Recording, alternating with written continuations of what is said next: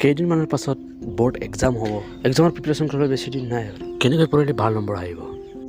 আজিৰ ভিডিঅ'টো এই কাৰণেই বনোৱা হৈছে যাৰ দ্বাৰা আপুনি বহুত ভাল নম্বৰ পাই এক্সাম পাছ কৰিব পাৰিব। এই ভিডিঅ'ৰ কোৱা কথাকেইটা এপ্লাই কৰিলে আপোনালোকে এক্সামত 90+ মাৰ্কছ স্ক'ৰ কৰিব পাৰিব। আজি মই আপোনালোকক 5টা ছিক্ৰেট মেথড শ্বেয়াৰ কৰিম যাৰ প্ৰয়োগ কৰি আপুনি 10-12ত 90+ স্ক'ৰ কৰিব পাৰিব। তেতিয়াহ'লে ভিডিঅ'টো সমাপ্তলৈকে দেখা। So' let's begin.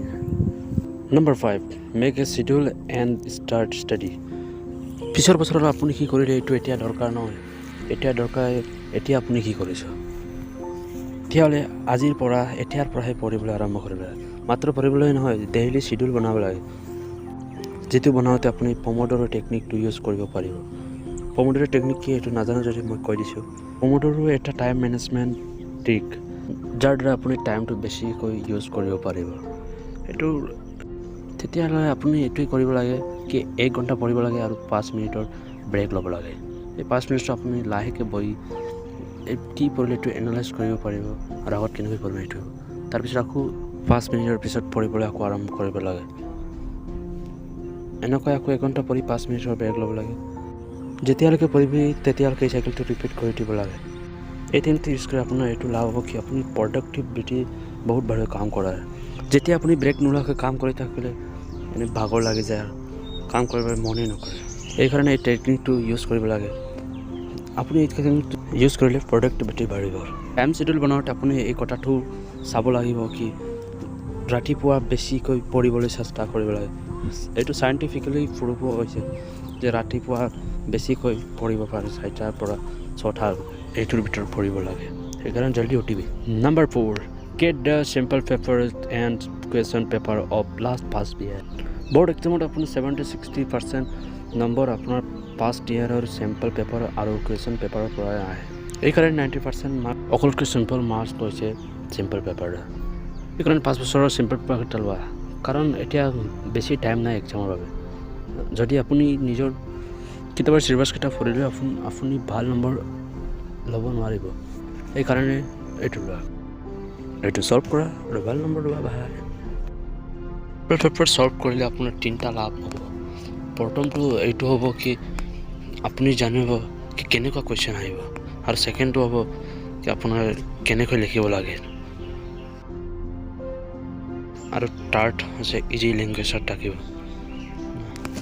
Sample paper solve কৰা আৰু এটা লাভ হৈছে যে আমি আমাৰ ৰিভিজন সোনকালে কৰিব পাৰোঁ আৰু ইয়াত আপোনাৰ ষ্ট্ৰেংথ উইকনেছ এটা জানিব, যেনে ক'ত আপোনাৰ বেছি উইক আৰু ক'ত বেছি পাৰিছে।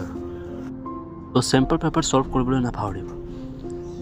Number 3, study with full dedication. যেতিয়ালৈকে আপুনি ষ্টাডিটো নিজৰ লাইফত ইমপ্লিমেণ্ট নকৰিব তেতিয়ালৈকে আপুনি এইটো কাম কৰিবলৈ মন নকৰিব। সেইকাৰণে আপুনি যিমান পঢ়িব পাৰে ইমান পঢ়ক। তাৰপিছত টাইমটো বঢ়াই থাকিব লাগে। যদি পঢ়িবলৈ মন নকৰে তেতিয়া নিজকে ক'বা আজি যিমান কষ্ট কৰিব পাছত তেতিয়া ইয়াৰ ফল পাব। মন নহ'লেও কৰিবই লাগিব, তাৰপিছত কৰিব লাগে আৰু। Number 2, cut off all distraction. এইটো কথাটো নিশ্চয় চাগৈ কুছ পানী খেলে কুছ কোনা পৰতা হে। এইকাৰণে কিবা পাবলৈ তুমি এই ছ'চিয়েল মিডিয়াটো এৰিব লাগিব। যেতিয়া তুমি জীৱনত ছাকচেছ পাবে ছ'চিয়েল মিডিয়া চলাবলৈ বহুত টাইম পাব। এইকাৰণে এতিয়া পঢ়ো। Number 1, study only the important space secret study. চোৱা তুমি পৰীক্ষাত ভাল নম্বৰ ল'বলৈ সকলো চেপ্টাৰটো পঢ়িব নালাগে।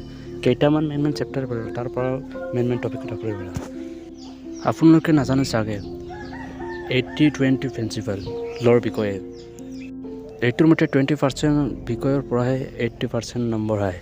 যেনেকৈ পৃথিৱীৰ 80% পপুলেশ্যন 20% কাণ্ট্ৰিতে থাকে। পৃথিৱীৰ 80% ক্ৰাইম 20% ক্ৰিমিনেলে কৰে।